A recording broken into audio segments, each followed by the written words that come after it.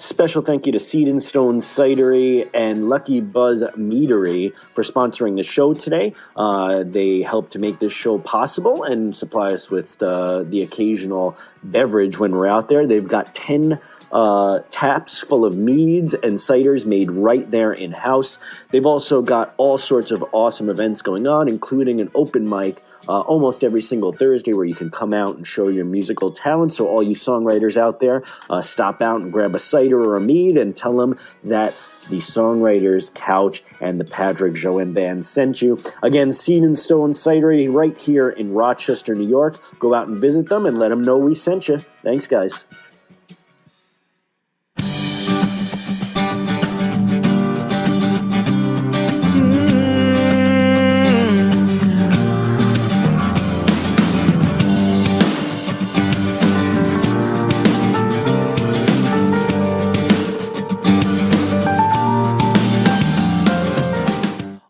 So welcome to episode number 6 of the Songwriters Couch. Today on the episode, I've got a very special guest, Mr. Rok Gulič.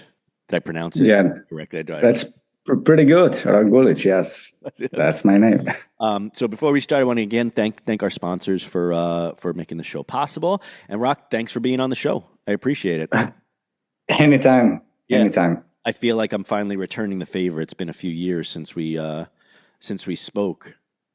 It's been a few years. It's been like probably 3, maybe even 4 years. Yeah. Something like that. Was it before the pandemic that we had a conversation? I think it was right. Actually, it was, just before. Huh. That's amazing. How you been doing? How did you guys handle the pandemic over there, by the way? Tell the audience, first of all, where you are. Because we're filming this not at our usual time. Usually I film this at night, so I'm drinking booze.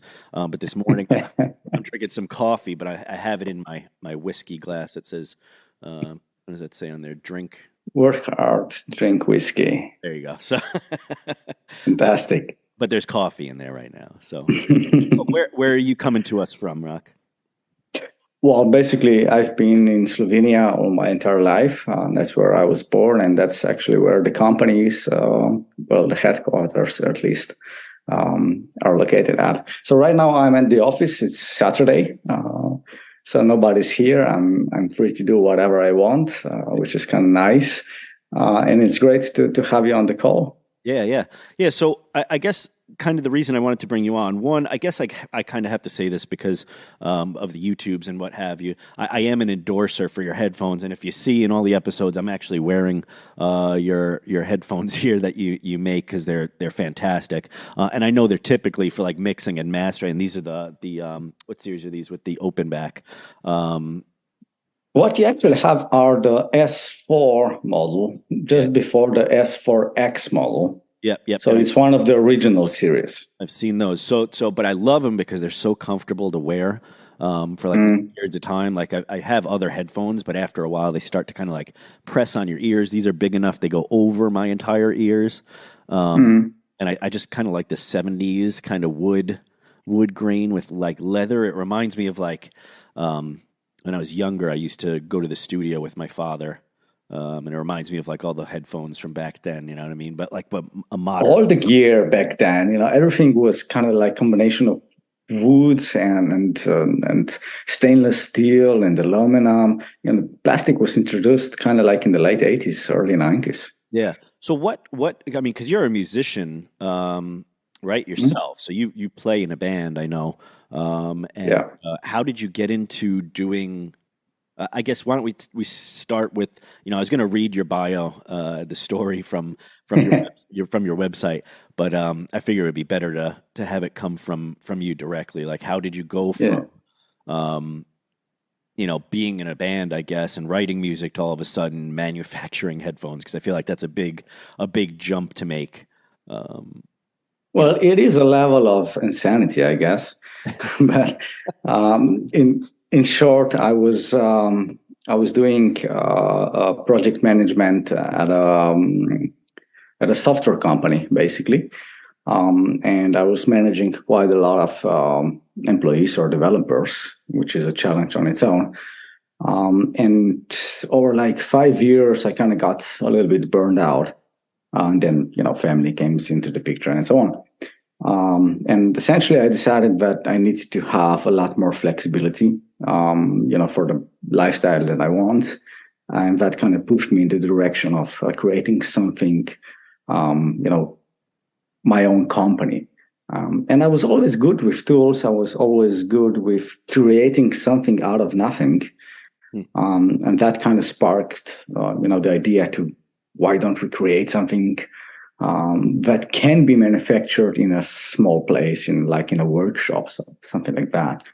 And the initial idea actually, I wasn't building headphones at first. I was making tactile transducers, basically a pillow that you would put behind your back and it would vibrate at low frequencies, similar to subback, if you're familiar with that. So that was the initial idea. I started with that, and that actually got me the first little bit of investment. It was basically a grant, from Slovenia, and I got $50K, which is, at the time, it was insane amount of money, and that actually created the momentum to be able to start really developing things, not worrying about your monthly obligations that I had. And now you realize $50,000 is not even a drop in the bucket of what you need to really keep a company going, right?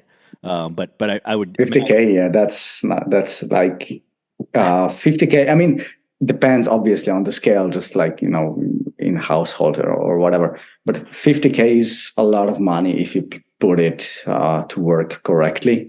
Sure. On the flip side, of course, we can't compare to, like Sennheiser, for example. They will do 70 million in R&D alone per year. So obviously the scale is like very, very different. But $50K is a lot to get the project going, which I'm sure that, your community of songwriters, you can do magical stuff and you can get a long way with just a couple €1,000 or dollars or whatever. Yeah. And I think that's kind of an inspirational kind of story to me too, because you kind of had this dream of like, okay, I want to continue to do, music, and I want to continue to do what I'm doing, and starting a family is always difficult to like get into, because it's a whole different mindset when you have kids and you have, responsibilities like that you have to, start worrying about, okay, am I going to be able to spend time with them? And then on top of that, obviously I need to be able to provide for them and all the likes. Yeah. So you kind of started with that, and like you said, $50,000 sounds like a lot of money, especially if you're starting from kind of a garage. But it ends up, going, like I said, going fast, I feel. But you managed to make something out of nothing. And I know that feeling of creating. I think a lot of the songwriters on here that I've had on the show know that feeling too, where it kind of comes out of your mind and all of a sudden it's in the real world, whether that be a song or headphones or, our cider makers that sponsor us or whatever it is, It doesn't matter. It's about being creative. Manufacturing, at least for me, it was always like, that's like a factory, right? Yeah. But it's a lot more than that. And, we have research and development department. We have then business development department as well. So these are very creative kind of tasks that we have to handle day in, day out. And it always changes. There's so many, like pivots going on all the time. It's similar to your industry as well. You got to innovate all the time. Yeah. So what I guess what was the biggest thing you learned, like early on in the process? Because I would imagine you're probably in a garage. Was it a garage you had, or what was your first your first manufacturing plant? Oh, dude, it was my dad's garage. Yeah, I've started there. Yeah. Basically using home tools, in America, you would say from the Home Depot. Yeah. Over here, it would be Albi, but same shit. So basically using drills and hammers and nails and, whatever tools that were available, hand tools, to create the first prototypes, basically just to prove to myself that I can. Yeah.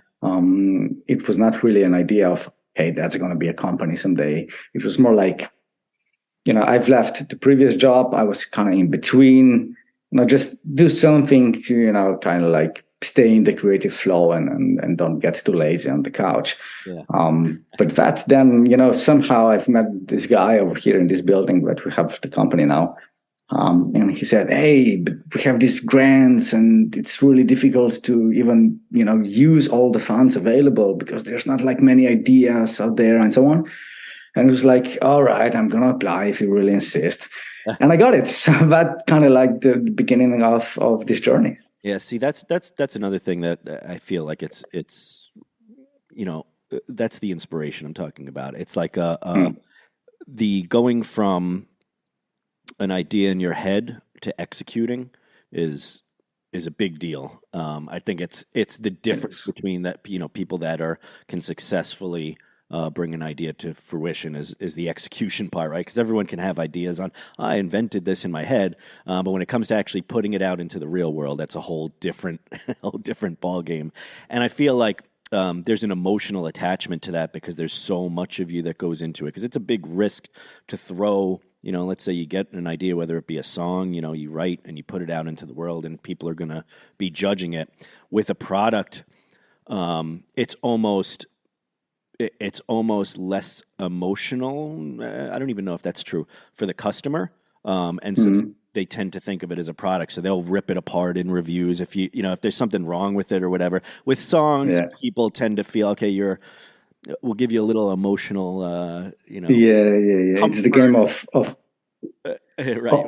Objective or scientific or facts versus your subjective experience. And when it comes to music, it's impossible to objectivize it. If it's good to you and not to me, that's fine. Absolutely. There's the third element. Sorry to interrupt you. There's the third element where what you said earlier, like you have an idea, then you have an execution. But then you got to keep going. That's the third element, right? So it's not just make it one time. You got to reinvent and redo it and stay in the flow and stay relevant, which is the same for songwriters. You make one song, that's great, but you got to do another one and another one and another one. That's difficult. That's the classic like sophomore album syndrome, right? Where a band goes out and they spend 10 years making their first album. It's a huge success or whatever. Yeah. And all of a sudden you got to do the second album, and oh my god, you've got 6 months to do it or whatever, 3 months. That reminds me of the early 90s. I'm sure you're going to be familiar with the Pearl Jam band from Seattle, right? Yep, 100%. So they had like the first album was called 10, I think. The second one was Versus and Yield and then No Code and so on, I think. Yep. And the first one made Pearl Jam a reality. And all that came later are just kind of like still pedaling on the first album from the 1991, I guess. Huh. You mean like the songs are reminiscent of that album, sort of? Like they're similar, yeah.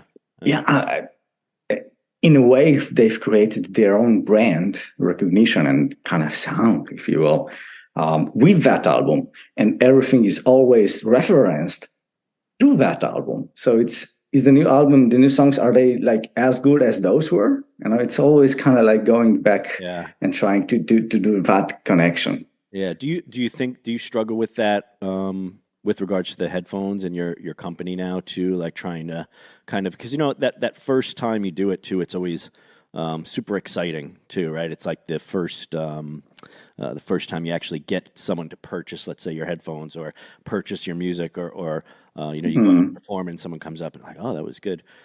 Do you find yourself constantly trying to, I can tell that this is true because I see it in your latest products, but you find yourself constantly trying to make it better or chase the dragon, as they say, in other words. So of course.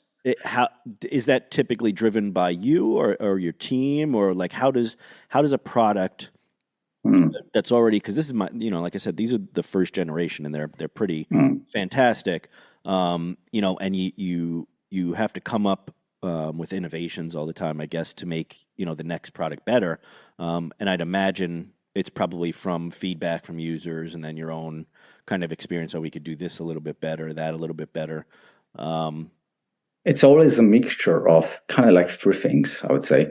So idea stage, that's one thing. And there's the feedback. right? So we have all of this, but then there's always technology involved. So you have technology on one side, you have kind of execution on the other, if you will, and then the ideas that come from anywhere. I got ideas from watching Netflix. Why not? I mean, there's ideas are everywhere. You just need to capture those and then maybe see if it's relevant for your case. And the fun thing is that we many times, I mean, I'll say this for myself, many times I forget about the time element in, just in life, basically. So and you know that for sure, and you have experienced that maybe if you're buying a car, for example, or buying a guitar or whatever, suddenly you're going to see that, model or that brand, every 5 cars, it's going to be the car that you're watching, that you want to buy, right? Suddenly, 2 years ago, you never saw it. And 2 years later, you're not going to see it again. So it comes to this timing element or the timing of your, I don't know, help me out here with my English vocabulary being a little short.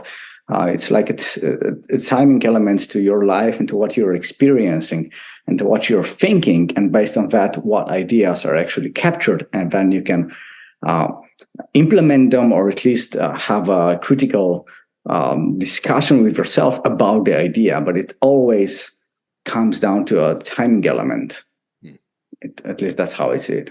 Yeah, and I think that there's a similarity to to making music too. Like you're trying to say, like when the product comes out, the timing of it's very important, and when things get released or features get released, I would say on a headset. Yeah, there was a cool. I had a podcast like a few months ago with Sean Talman. He's a great engineer. He did, I think, Eminem songs and Rihanna songs and so on. And he said like an interesting thing about this timing element of things that are happening in your life. So he had an artist coming in, doing a mixing, doing a record, and he was mixing it. And the artist was in the Wu-Tang kind of records at the time, heavily influenced. But the record that he was making was like 6 or even 8 months old, or something like that. So his mentality in approaching and making decisions in the mixing, does it sound right or not, were heavily influenced, by the records that he was listening that week or those 2 weeks, rather than what he was listening to when he was actually creating, or she actually creating the album. So that time aspects will influence your judgment again and again, and you need to be aware of it. Otherwise, I think you start jumping around with ideas and you're pivoting too much, and then it's all kind of like a mess if you forget about the focus.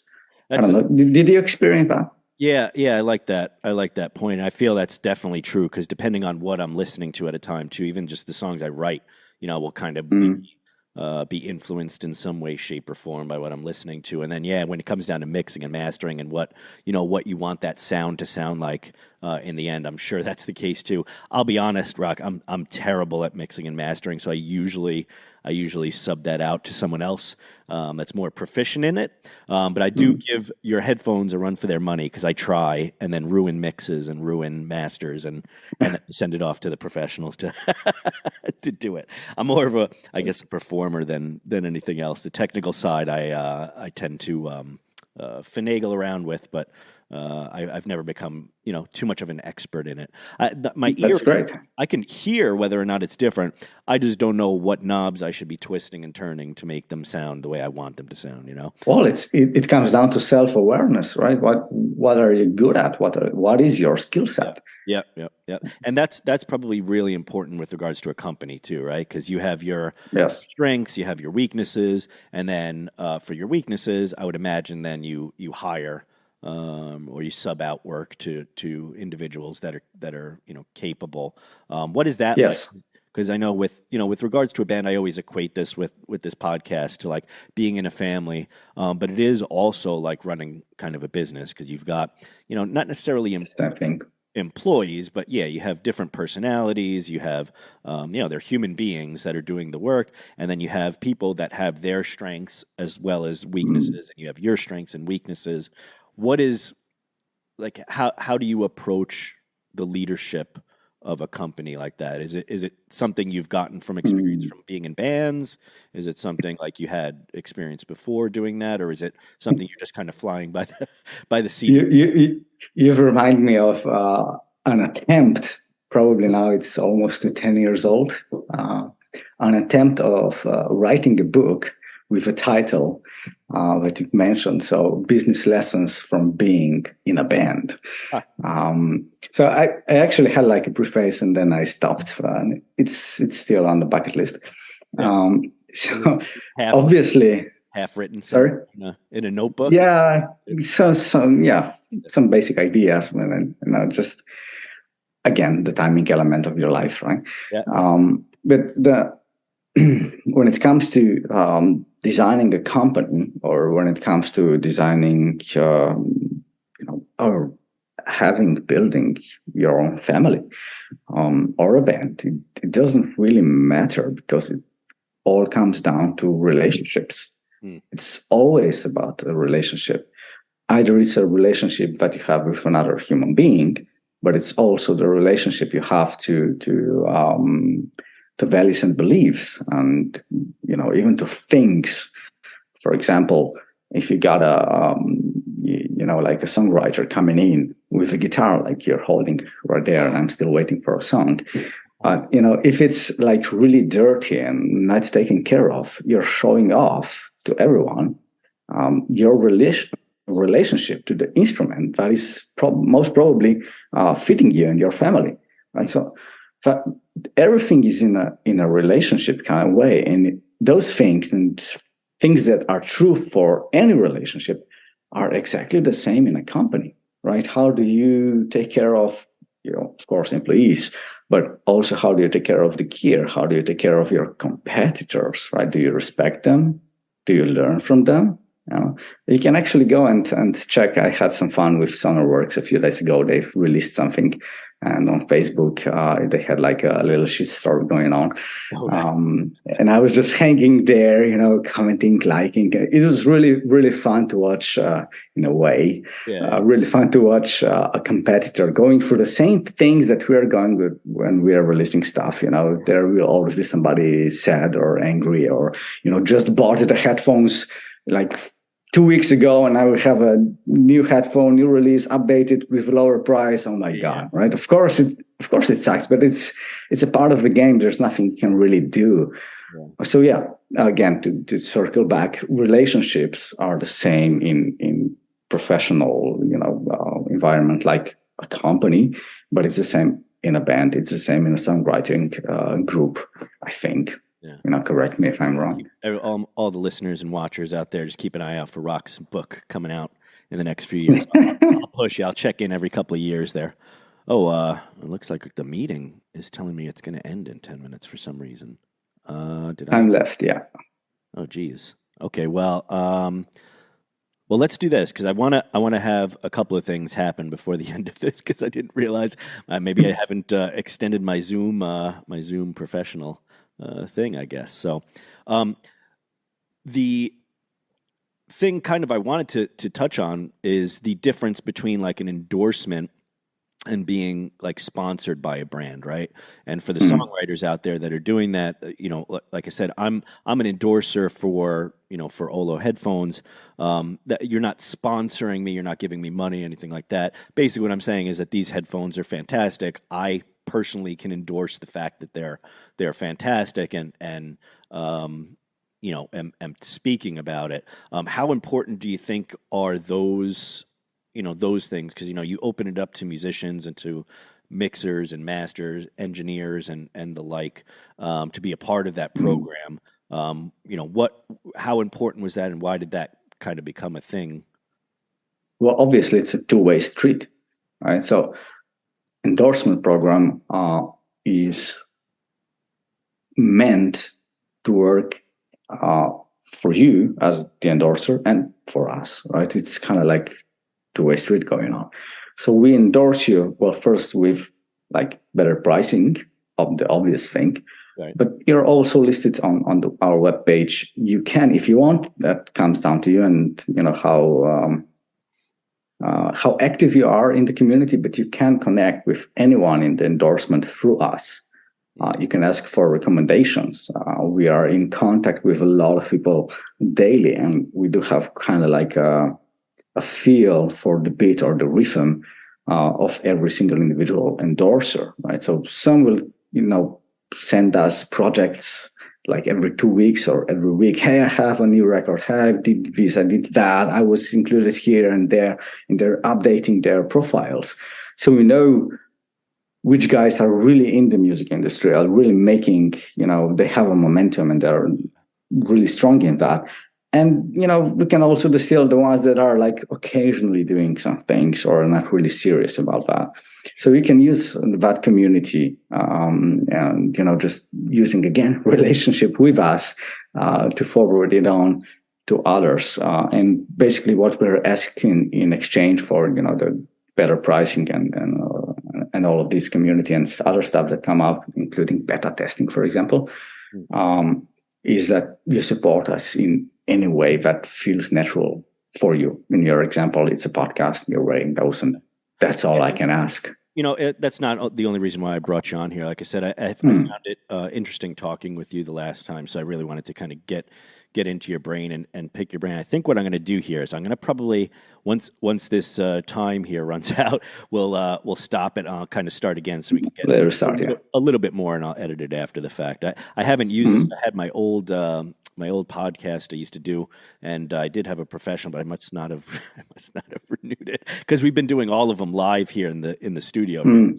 Yeah. So the endorsement thing is I appreciate that you do that because, sometimes people are also on the fence when it comes to purchasing something, especially if it's a smaller company producing something like this, right? And they're a little expensive and okay, I want to try these out, but I don't know if I'm willing to drop, the full amount to test it. And I feel that it's a great thing for you guys to offer, but it has to be mutually beneficial, right? So for all the songwriters and musicians out there, the reason I bring that up is because a lot of people are looking for maybe endorsement deals or they're looking for sponsorships or things like that. And you have to think about it when you're in a band or you're a musician as a business. As a business would think about it. You can't just go to a business that's manufacturing stuff and say, I just want free stuff and, I'm not going to really do anything with it and I just want the free stuff. You've got to make a business case as to why it makes sense for them to, one, want to offer you either a discount or something like that. But then two, yes. How are you benefiting them? What's the benefit to them of you having their product or using it? Like I said, I really love these headphones, so I use them all the time, and you'll see that in every podcast I've done in the last few years.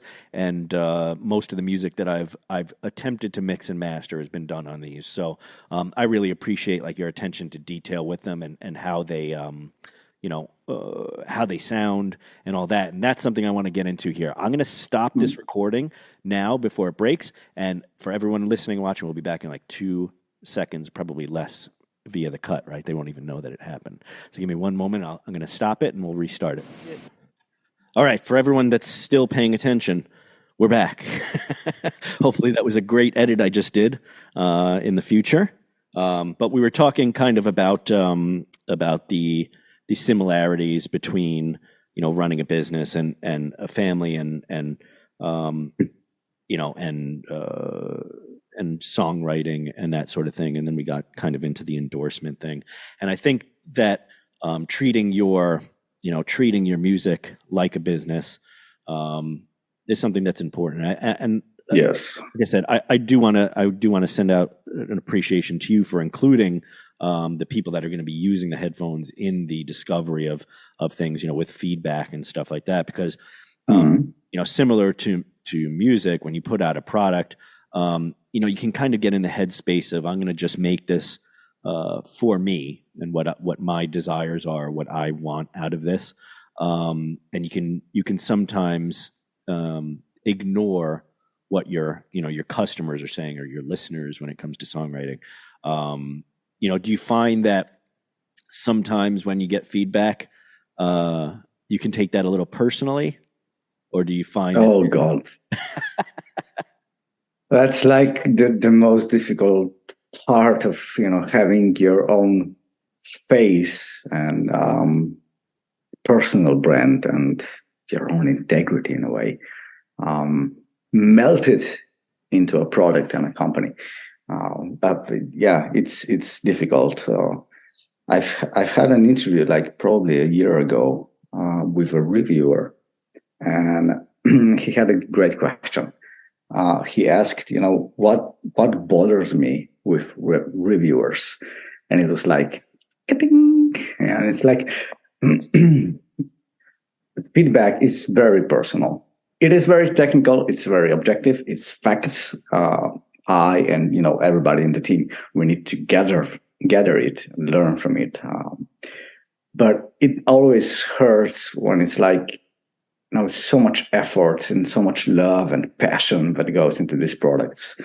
And it's basically like in songwriting, if somebody says like, why did you use that phrase? You should use the other phrase, stuff like that. It's very personal. It is the same. It is a creative process. Like we opened this podcast or videocast with, creativity in mind.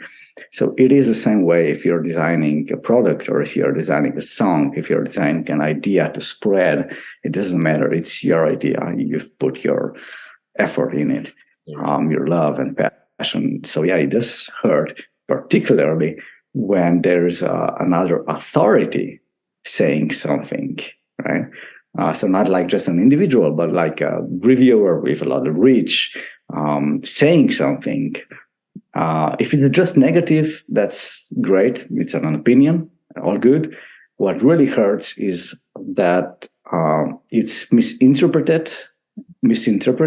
Shit, I can't say that word in English correctly. But like little misinformation going on. And then you're portrayed either personally or a brand in a way that's not right. Yeah. So it's like, I imagine that happens in your line of work as well, when you create a song and somebody says, maybe from the authority kind of level, and remarks it as, it's kind of like a soft song, or the message is a little too soft or something like that. Yeah. But, you did everything you could to make it really on point, and it didn't get across. So that, of course it hurts. Yeah. And it takes a bit of a disassociation from your, what you've made to be able to take that and then actually, implement some changes based on any feedback that, of course, is useful. So let's do this. And I don't want to make it like a big commercial, let's say, for your product, but I do kind of want to give you some time to talk about the actual headphones themselves, because from my standpoint, I'm not a super technical equipment guy. I know a little bit, enough to get by and enough to I tend to kind of zone out, even though but by trade, I'm an engineer during the day too. Rok, I don't know if you know that, but I am an engineer, so I'm a nerd enough, but for some reason I just can't, I never get into the technicals of like the sound equipment that I have. I just know what sounds good. So you have 3 different models, right, of your headphones. Do you have like examples of them in front of you? Yeah, I have the S5X over here.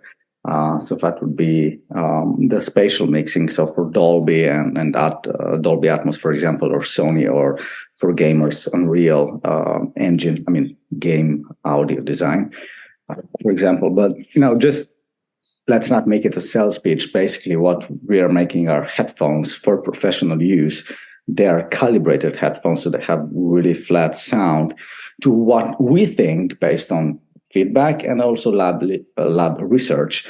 How should they be tuned, and what is actually flat, and what will translate your mixes between smartphone devices, little pods, headphones, car stereo, or a huge Dolby blown Atmos, whatever, cinema, if you will.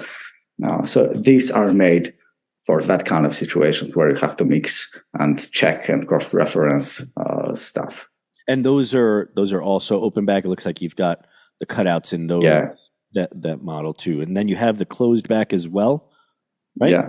Is that also a model? So what are those, like, what is the difference if someone was just getting into mixing and mastering, right? What would be the difference between like an open back and a closed back? Now it actually starts with who you are and what you want to do in this, industry professionally or as a hobby. It doesn't really matter. So if you are seeing yourself like 9 out of 10 situations, you will be recording something, then you need the closed back headphones no matter what. The one time that you mix something, you'll deal with it. If you see yourself as an engineer producer, then recording occasionally, but mostly in the box stuff, then you need the open back version. If you're doing that in stereo formats mostly, meaning, I don't know, Tidal, Spotify, etc., then you need the one that you have, the S4X. If you're doing Dolby Atmos or Sony or cinematic stuff, then you need the S5X, which will incorporate a little bit different soundstage and different target curve, and they will really nicely work with so-called binaural technology and down mixing in Atmos. I would love to kind of get into some of the technical stuff. Like, how do you determine, like, is there a specific, when it comes to like tuning it to a particular sound, like you want a flat sound, right? Is it the materials? Is it the, like, what are you tweaking to get those sounds? And then are you measuring it against something like a technical, from a technical sense, like wavelength? Yeah, yeah. We can get into the geeky land, if you will. Yeah. But in short, so the headphones are similar to speakers in a way, or similar to your guitar. Basically, you have a resonator, right, over there with a hole, and that hole kind of determines its natural resonating frequency, and it will be different for different guitars. So the bigger the resonator, the more kind of like full sound you'll have, but also you'll have a more area, a surface area in contact with the air, which is the medium through which every sound, all sound goes. If you don't have air, you have nothing in space, you will not be able to listen to music.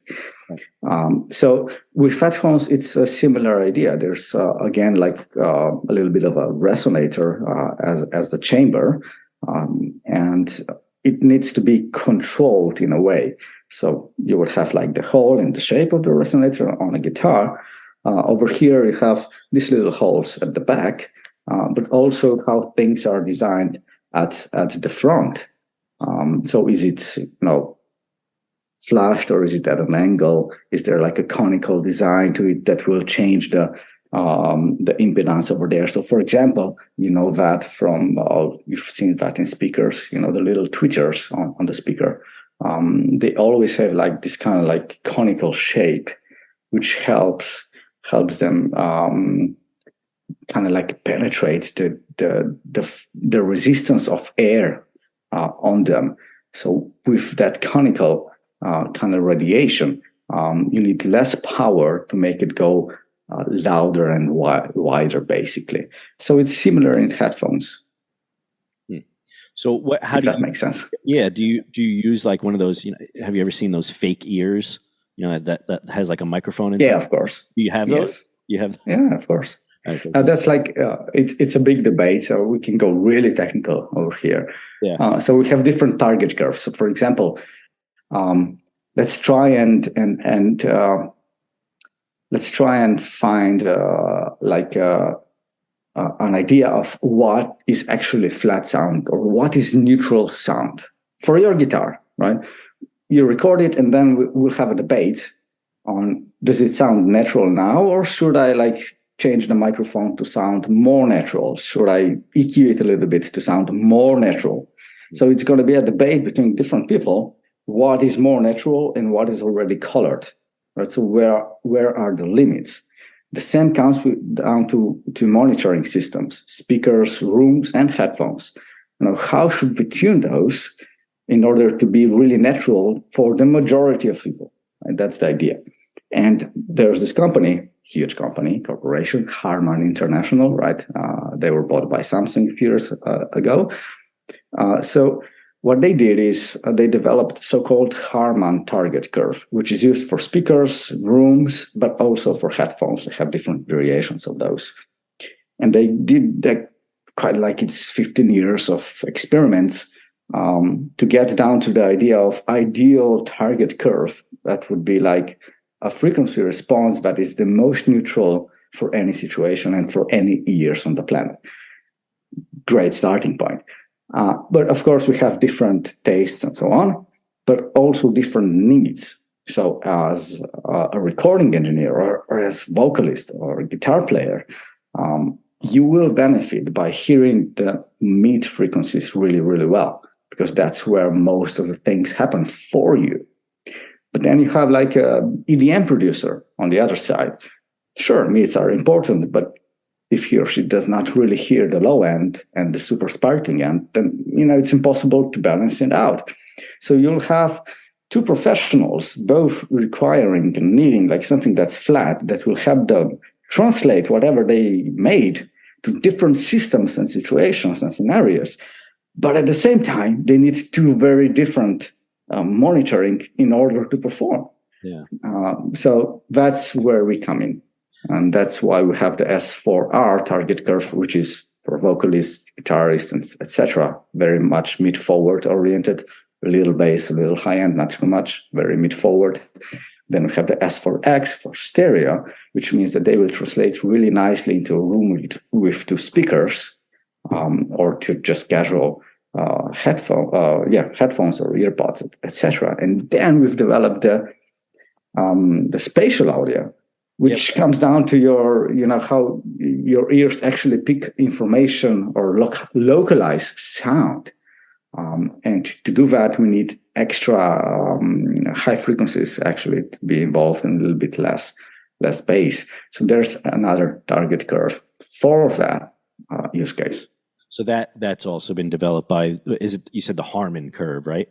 Is the name of the curve? Is that, there's a similar target you said for the spatial audio. Yeah, that I haven't even begun to. I mean, I think I've released some of them in spatial audio, but they haven't been mixed and mastered, I don't think, for spatial audio. It says that it is on iTunes or whatever, but I don't think it's been appropriately mixed and mastered for that. That must have been, is that like a huge leap from where you guys were in a technical standpoint, or was it just kind of a next iteration of like where headphones are going? It was basically listening to the marketplace, what's going on in the industry, where is it going? And, there's more and more of this Dolby Atmos and everyone else as well. Also, don't neglect this. So you are in the music industry, right? But there's a whole other industry, which is just, cinematic film and multimedia and so on. They're all using audio as well. And they're very strongly pushed into spatial kind of formats, right? So they have a different requirement, and we had to kind of adjust the S4X to meet those requirements as well. That's basically what happened. So yeah, it's two different target curves. Imagine something like in songwriting. I'm not really a guitarist, but you do have different tunings. The Irish one, when you have the G string turned to something else, it's kind of like the same thing. If you want to have a sound of a guitar that sounds like Irish, if you're making Irish kind of like vibes, you have to use that tuning. And it's the same here. Do you really want to mix on headphones spatial audio? Well, then you got to have the headphones that will support that. So it's the same thing. It's all this stuff is really super interesting to me. I think I want. How big is your facility? If I were to come out there, Slovenia, how long is that? Is that 15 hours, 14 hours? If I came out there and something like that, yeah. I might have to come out and see some of your facility and what you're doing at some point in the future if you're down to have me out there. If you do, by the way, we are like 30 minutes away from Venice, Italy. Oh, then I'll be out there. All right. Next week, Rok. I'll be out there. So I guess what is what's upcoming here? I mean, what do you, if you guys, I mean, whatever you can share, obviously, what are you working on? And one of the things I really like in a headphone, and maybe I'll just express this now. I know wireless is a challenge because Bluetooth, there's just so much latency on it and you degrade the sound. I mean, it's getting better with Bluetooth and whatever. But I've always wondered why there wasn't like Wi-Fi headphone, like utilizing Wi-Fi for the wireless part of it. Is there a challenge in making a wireless, like mixing, mastering headphone outside of maybe the latency of Bluetooth? What would be the reason to make those? Just because I feel like right now I've got a camera, it's wireless and I can kind of just move it around, but it's connected over Wi-Fi to my computer. So it's pretty good signal. And I feel like, especially as a guitarist or as a musician, a lot of times like you have your guitar here, right? And I've got a cable here that's, could potentially be rubbing against the guitar or what have you. If I was completely wireless, I could potentially be moving around a bit more. And sometimes I'm recording as well as playing, right? So I'll be playing and then I'll need to go over and hit stop on the record. And if I've got cables attached to me, I pull on them or what have you.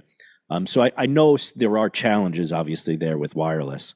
Have you ever explored like trying to do something that's wireless that would be, No, not really. We didn't explore it, and I don't think we will anytime soon. But there is something that we did. Basically, you can buy the extension cable from us, which will get from your couch to wherever it needs to go, and it has like a little buckle, if that's the correct English word, that you can put on your. Oh, beautiful! You can attach to your belt, right? So you can attach it to your belt. So then the cable only goes. You're actually wearing that wrong, so you didn't read the manual.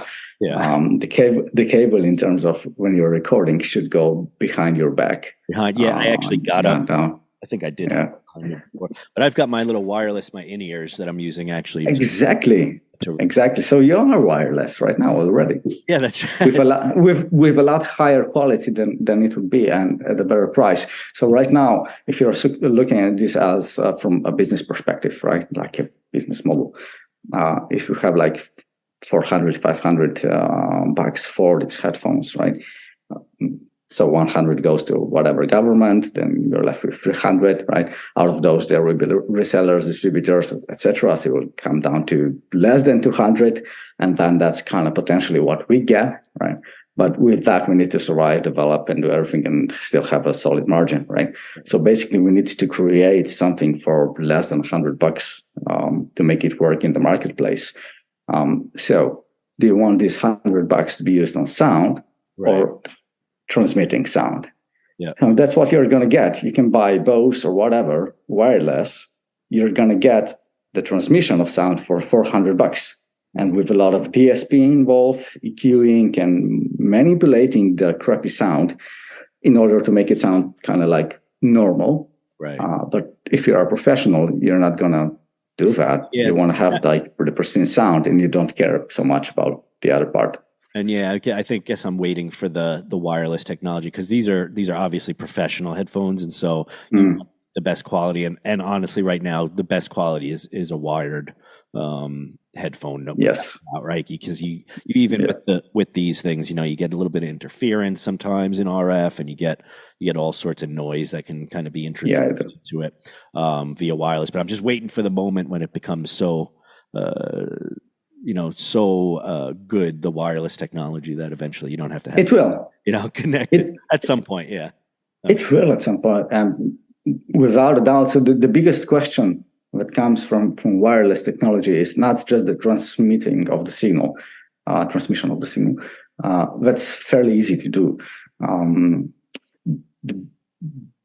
The complex part is how to change that digital signal going through air, traveling to this device, headphones, and then change it from digital to analog really fast without any distortion, without anything added.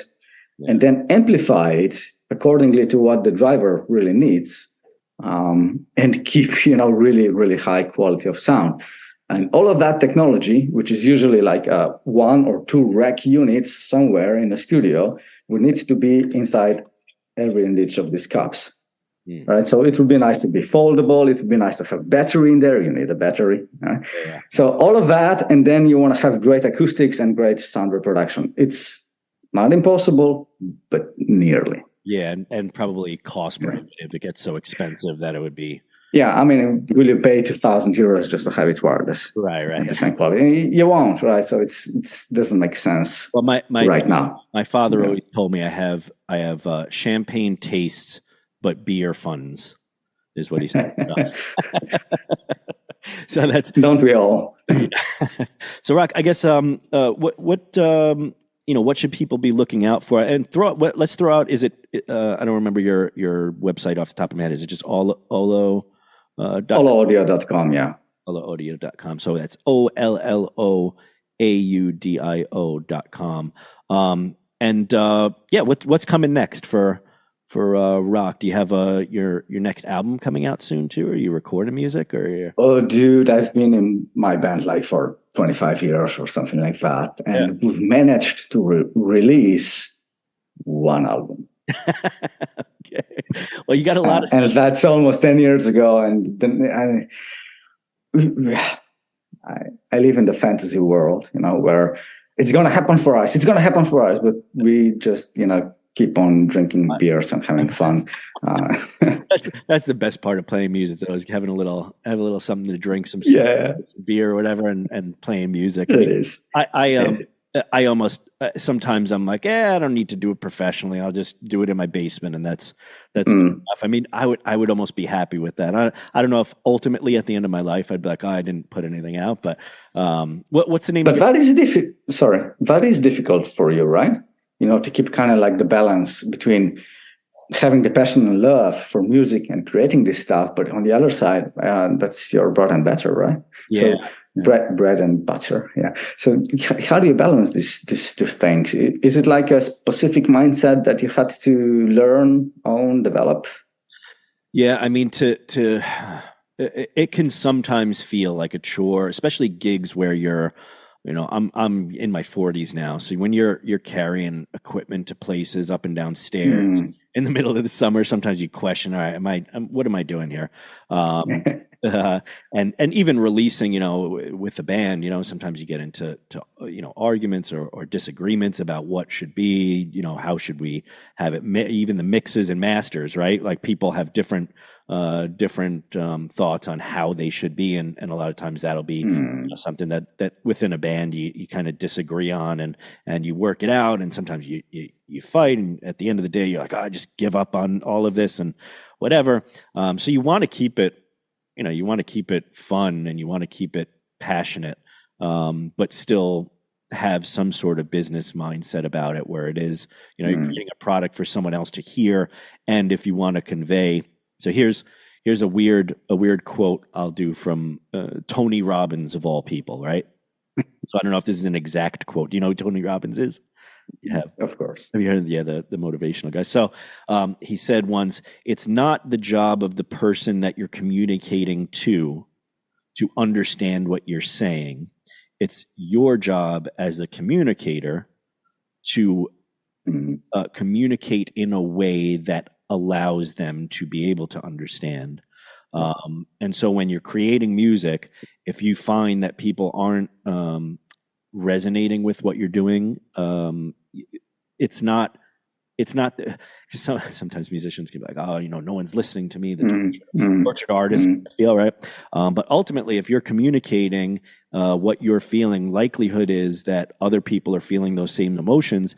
You're just maybe not communicating in a way that is getting across to them or having them actually understand it. And so I think that the biggest challenge is, again, trying to express yourself and using music almost as a therapy or as fun and being passionate about it, but then also taking a look at it and say, how am I communicating this so that the people listening actually feel something from it, and feel maybe what I'm trying to put in there, or maybe they put their own twist on what they're feeling.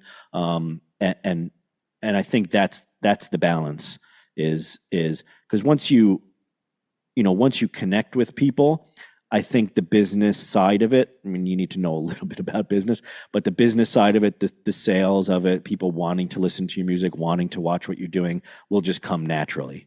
And I think same with your products, you know, the passion, the love that goes into it and how you feel about it is great, but you're also taking into account, you know, the feedback, of course, of the professionals that are going to be using it. And so you need to, again, like we were talking about before, detach a little bit from the product and take a look at how are you communicating? How are you, you know, what is the product communicating to the people that are using it? What is the song communicating to the people that are listening to it? And not necessarily alter your vision or alter, you know, like, like you don't sell your soul to the devil, as it were. But take a serious look at it. You know, are you communicating in a way that people can understand it? So I don't know. It's difficult, Rok. You know, it's difficult to keep passion and keep doing the business side of it too. But I don't know if I figured that out yet myself. But you know, as long as you're aware of this, you know, balance game, then you can kind of manage it. There was a thought that sparkled while you were explaining this. In communication in general, well, specifically in audio or in music and so on, songwriting, it comes down to association with something else. So I'll give you an example. You know the song from the movie Rocky Balboa, right? Yeah. Yep. Of course. You know, Eye of the Tiger. Right? So it's a song that not necessarily, as a songwriter, not necessarily there was an idea for, you know, what it represents today. Yeah. Right. So the song was overpowered by the visuals and the story that it represents then.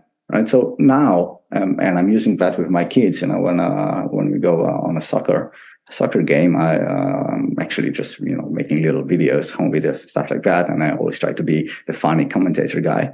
And I do that, you know, with just phone and I put that song in all the way up so everybody hears it, right? It's like, let's go. And so there's an association of the song, just the melody of it, that brings some emotion and even prompts action, right? So that's really strong in terms of what music and the song can actually deliver. So what I'm trying to say is that in communication, sure, you have a song, which is your medium to communicate something, but it's not alone. It should not be alone, especially in a modern world. A great example of that would be the songwriter Aurora, if you've heard of her.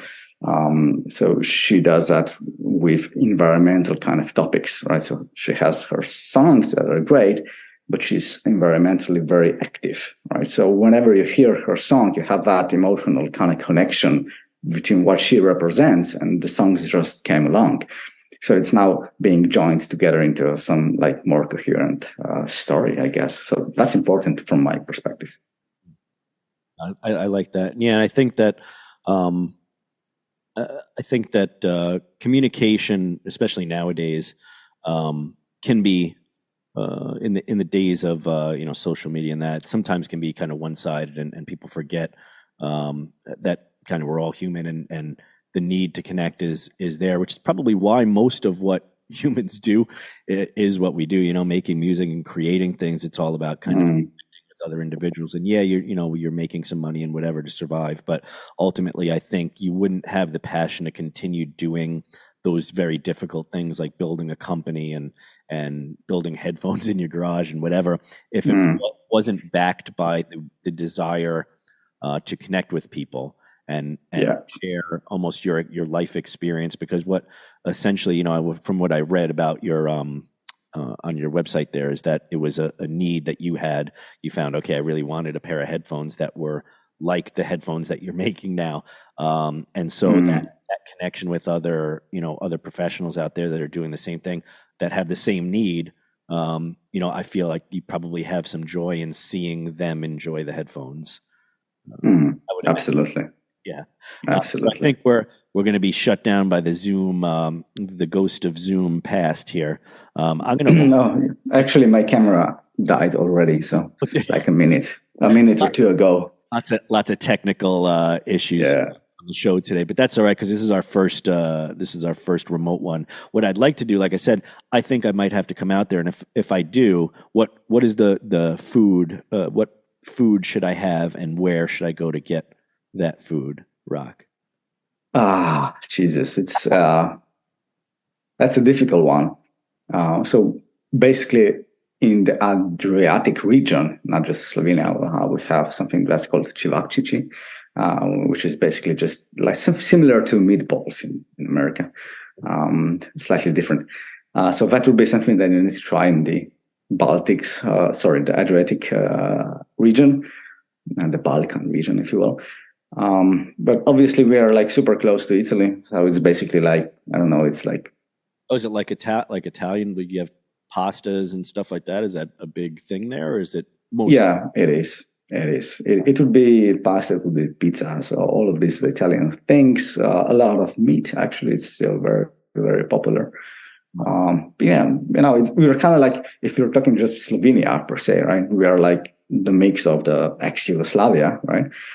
Then on the north we have the German influence, and on the west we have Italian influence, right? So our country was occupied by Italians and was occupied by Germans, and we were part of the, Adriatic Yugoslavia as well, which had ties with Russia as well. So, Slovenia is really small. We're just 2 million people, really tiny, really beautiful. But in terms of, nationality, it's really mixed in the past, similar to the events, I guess. Yeah. And how it's mixed. I just watched some documentary last night about a lot of German immigrants coming in during like the late 1890s into New York City. I'm from New York originally, so I was just watching and how some of the words that we use in English and American English to come from German, words and stuff like that. So very interesting. Okay, so we're going to run out of time if I don't stop this ahead of time. But Rok, anything you want to plug before we end the episode here? Not really. I mean, it's been really, really cool, and I really enjoyed your angle on doing the podcast. And you have a technical guy on this side, but we didn't really talk too much technical stuff, which is what I really love and appreciate. How about we do this? How about we do a follow up when I've gotten all my technical issues all in order for a remote podcast, which should be in the next day or so, honestly. We can schedule another one, and maybe we do a little bit of a deep dive on some of the technical stuff, and you could do maybe some show and tell. If you want. Yeah, I would. If you want, that's fine, of course. Yeah, I mean, not this week, but maybe we'll schedule it for either December or after the New Year or something, or actually before Christmas might be good if people are buying headphones for each other for Christmas. You get into all that. Sure. Rok, not a problem. OLLOaudio.com, OLLOAUDIO, if I can spell.com, is where you can get the headphones. Like I said, I wear them all the time. And I use them constantly for both mixing and for this podcast here. So go check them out if you got the need. And Rok, I appreciate it. I'll let you have your Saturday back. I know you're in the office on the weekend, so thank you for joining me. And we'll see you guys all on the next episode. Thanks. Stay safe and sound. Bye.